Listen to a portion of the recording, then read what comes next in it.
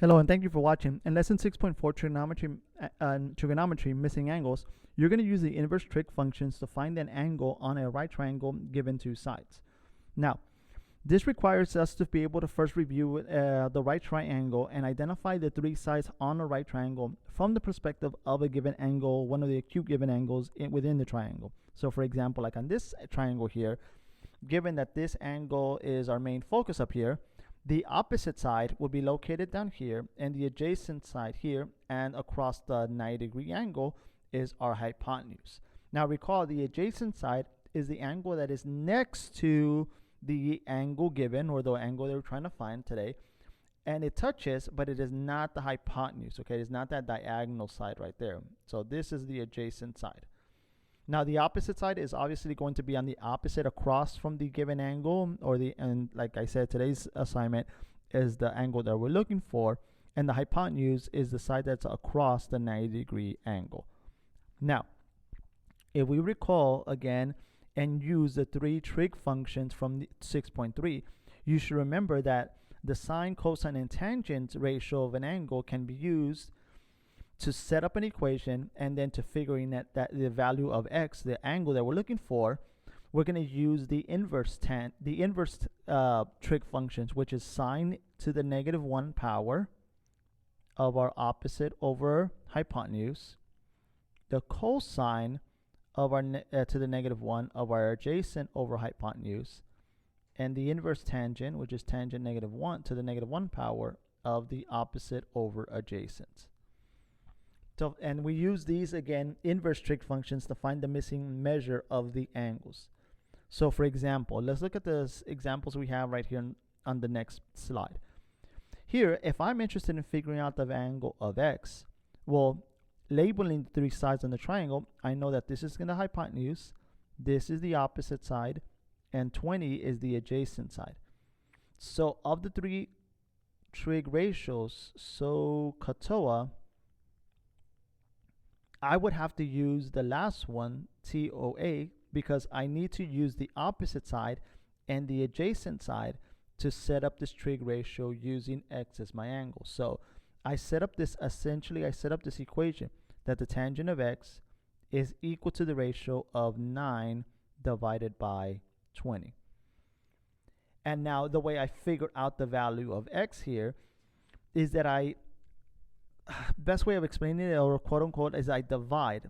It's not exactly what's going on here, but that's the best way to explain it, is I'm going to divide by the tangent of x. So I divide this by the tangent of x to eliminate this, and I obviously have to divide this side by the tangent of x as well, because what I do to one side I have to do to the other.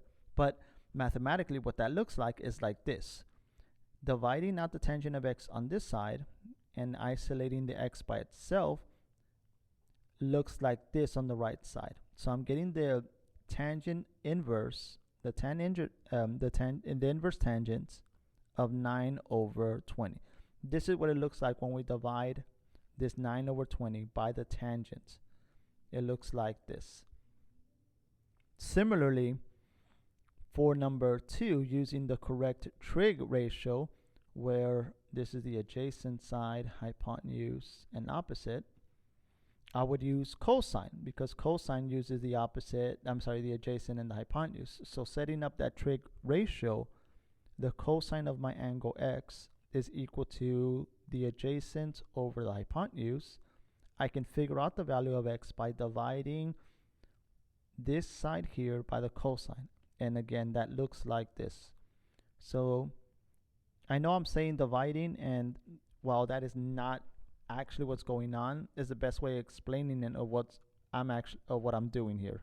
Okay, what I'm actually doing is getting the cosine, the inverse cosine, to this value here. This value right there. So that's how I figure out the missing angle, using the cosine inverse to the two sides that I am given. And the same thing with number 4. Number 4, example 4, uses the opposite and the hypotenuse, so that's going to be sine. So creating the trig ratio that the sine of x is equal to 21 over 28, like we did on lesson 6.3, I can now figure out the value of x by getting the sine inverse of 21 over 28. So let's do some actual examples and let's actually calculate this. We're going to have to use the calculator to get this value, get this numerical value. So let's look at this example here. So on this example here, just like on the example for the last example we did, we're given the opposite and the hypotenuse on the right triangle. So from SOHCAHTOA, that is going to be sine. So getting the sine of this angle x is going to equal to 15 over 24. And since again the objective is to figure out what the measurement of this angle x, that when we take the sine gives us this ratio, we're going to get that measurement by getting the sine inverse, the inverse of sine of this 15 over 24.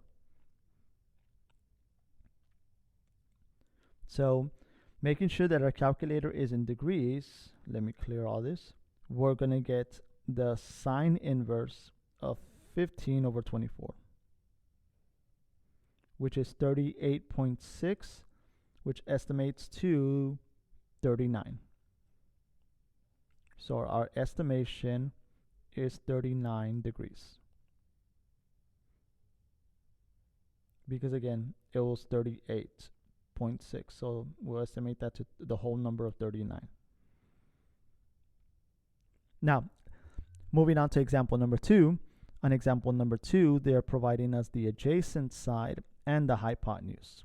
So that uses cosine. So the cosine of this angle x is equal to 8 over 11. And to find the value of x, our angle, we're going to use our inverse cosine of 8 over 11.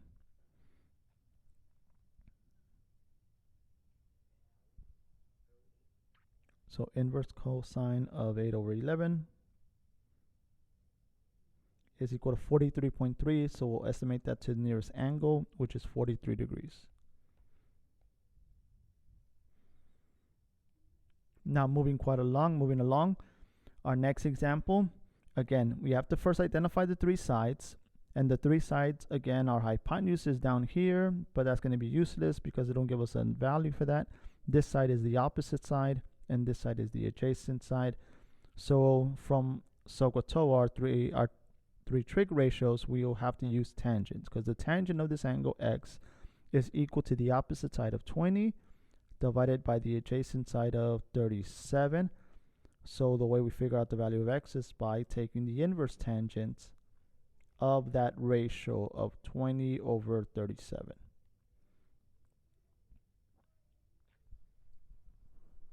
Using our calculator, let's get the tangent of, let's get the tangent of that, I forgot the numbers already, 20 over 37. So 20 over 37, that's equal to 28.3, which estimates simply to 28.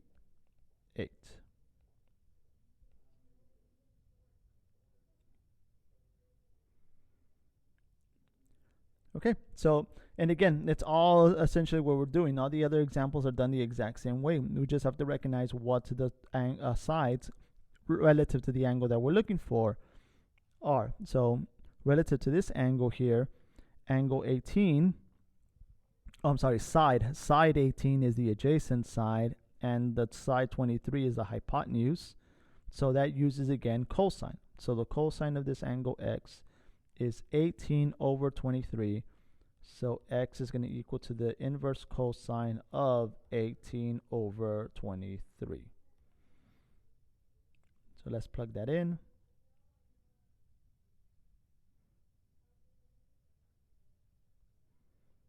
$34.4 estimates to 34. So this is our angle. I'm sorry, 38.4. So 38.4 estimates to 38, not 34, 38. Now for number 5, this is the opposite side to angle x. This is the hypotenuse to the right triangle. So that uses the sine. That's sine. So sine of x is the opposite side of 40 over 41, which means that x is going to equal to the sine inverse of 40 over 41.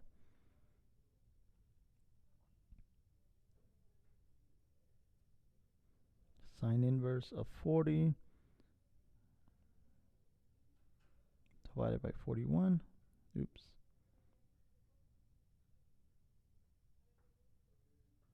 There we go. That's 77.3. So simply 77. And the last one, this is the opposite side, and this is the adjacent side. Our hypotenuse is obviously that side here. We'll have to use tangent, because tangent of x is equal to the opposite over the adjacent. So that means we figure out the value of x by getting the tangent inverse, the inverse tangent of 7 over 5.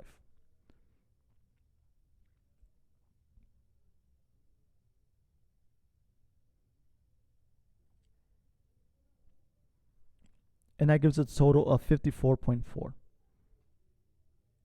So x is equal to 50, not 54, what did I say? No, yeah, 54.4, so 54.